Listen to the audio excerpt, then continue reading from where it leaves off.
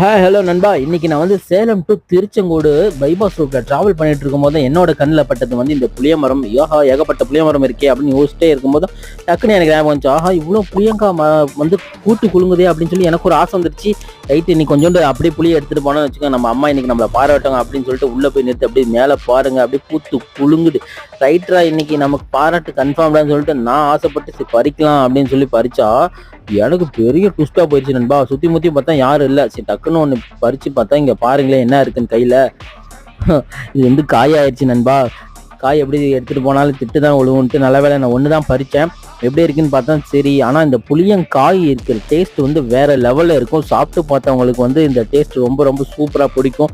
நிறைய பேர் ஹைவேல போகும்போது இதை வந்து கடிச்சு சாப்பிட்ருப்பீங்க. எனக்கும் அந்த ஆசை இருக்க தானே செய்யும், ஏன்னா நானும் 90s கிட் தானே. நல்லா சாப்பிட்டேன். ஓகே ரைட்னு அப்புறம் தான் சொன்னாங்க ஒரு அண்ணா தம்பி அதை டெண்டருக்கு விட்டுருக்காங்க, அப்பெல்லாம் பறிக்கக்கூடாது. நானா சும்மா பார்த்தேன், அதில் நான் எஸ்கேப் ஆயிட்டேன்.